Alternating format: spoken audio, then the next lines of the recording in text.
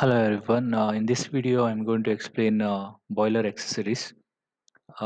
It's required to increase the efficiency of thermal power plant. We need some boiler accessories like superheater, reheater, economizer, air preheater, and desuperheater.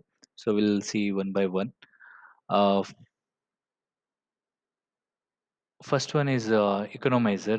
It's used to increase the temperature of the water which you are supplying uh, to the boiler. So they will increase before it pumped to the boiler, and that is also by using flue gas. It's called waste heat recovery because the whatever flue gas will be with some heat, which will, if you leave it to the atmosphere directly, then it's just a waste of energy. So that heat energy we are utilizing here in an economical way, so that we can save some fuel. As I See, like from here, the steam condensed or treated feed water, anything can be used here. That is pumped through the economizer, and that is passed to the boiler. Non-return valve, because boiler will be at a higher pressure, so that feed pump will supply the water at higher pressure than that of the boiler pressure. Then only you can. So suppose if you don't use non-return valve, then there may be chances of it will splash. I mean, that water will, all the fluid, steam, everything will come back through this one. So that's why non-return valve will be there. And because of this, what happens, it will increase the temperature of water, the water feeding water, around 30 to 40 degrees Celsius. If it is increased means, so you are just saving that much of energy which is required to raise the temperature of water from the 30 to 40 degrees Celsius. So that much energy, the fuel you are saving by using economizer. That's why it's called as a economizer. So this is the working of economizer. So flue gas comes from one side and it is going like this.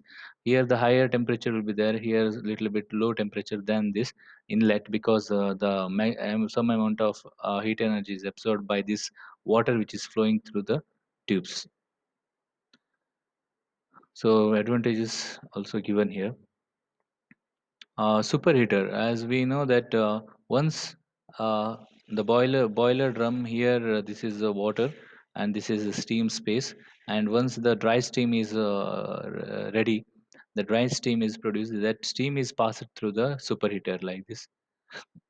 So once it is passed through the superheater, the whatever flue gas is going out of, it will be going moving, flowing. In the furnace, that waste, the heat will be absorbed by the superheater, and it will just increase the temperature of dry steam.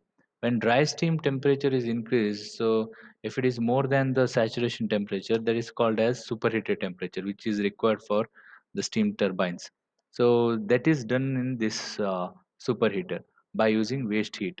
So that is supplied to the uh, turbines, steam turbines. So this is how the it works. Like dry steam from the uh, space, the steam space will be taken, and the temperature is increased by the waste gas.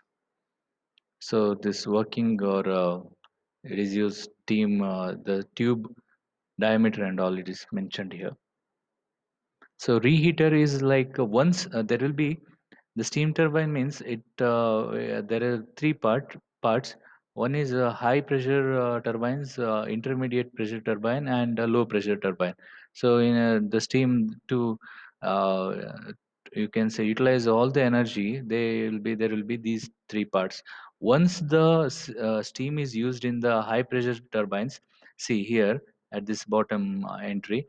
So this is coming from high pressure turbine, that is passed through the reheater. Then it is applied to the steam to the IP, means intermediate pressure turbines. So because of this, the overall efficiency of the uh, system will increase. So because of using reheater. So for here also, the flue gas, the high temperature flue gas is passed through this, and it will be moving out of this to the primary superheater. So here, once this is used, then heat is absorbed, and again its temperature will be increased, which is moving to the intermediate pressure turbines. So this is called as reheater.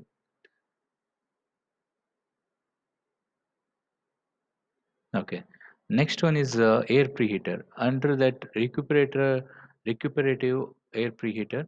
So here, one you can see here the flue gases will be passing through in this way, like this, in the tubes, through the tubes like this, and the air will be passing through, which is shown in the dotted line like this. The airflow will be like this.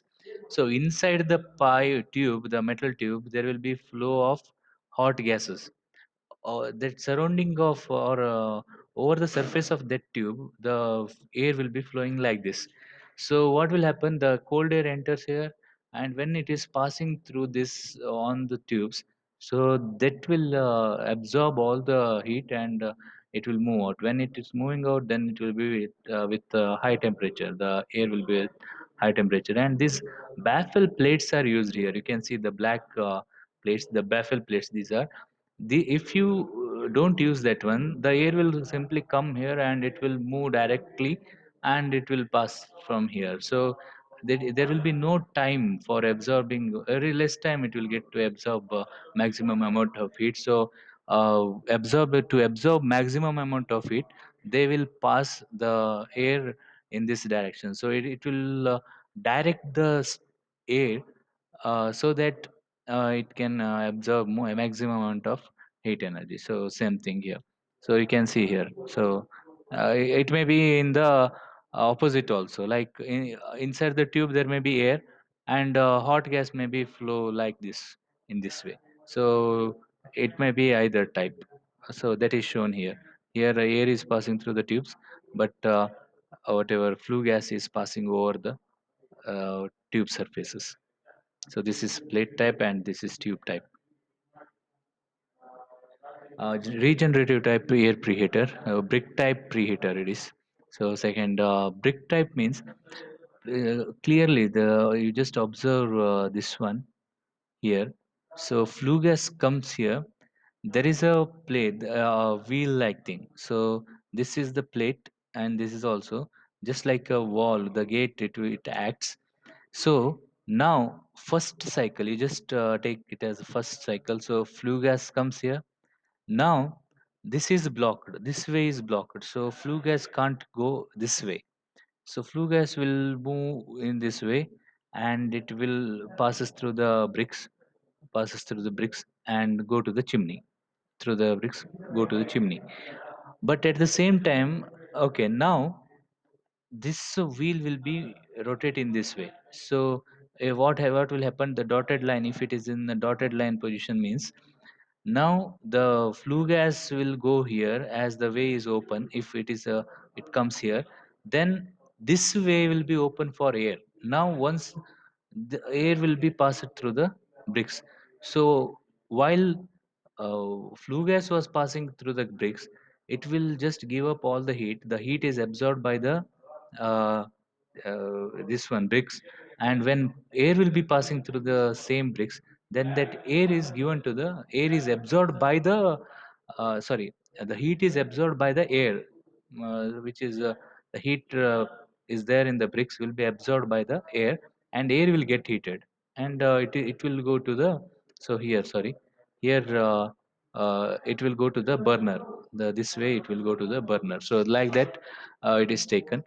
So you just please concentrate here.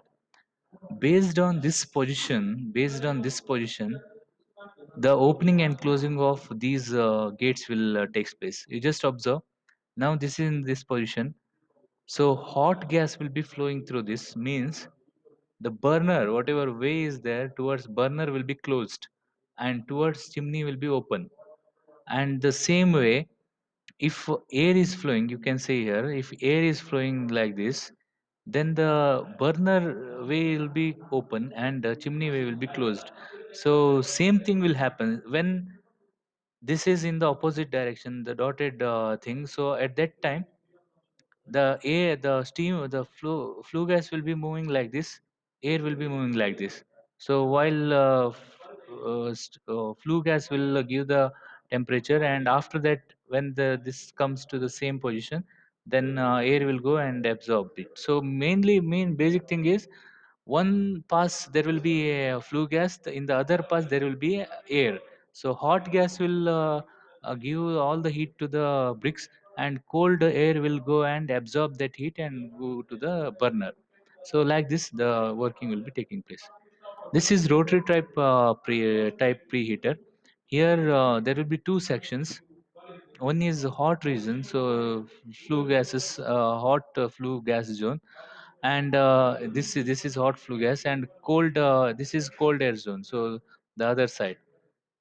So what will happen? The wheel will be rotating in this way.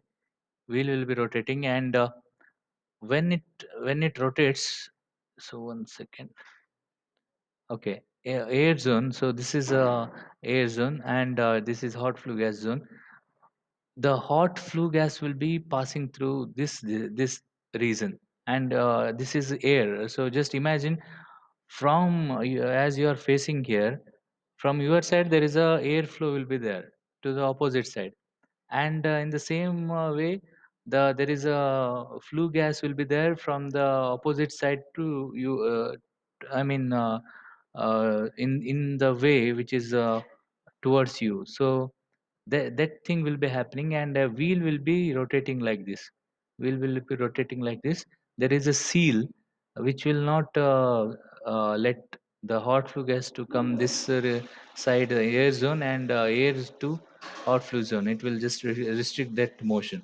So this air, when the wheel, these blades are passing through this uh, hot flue gas zone.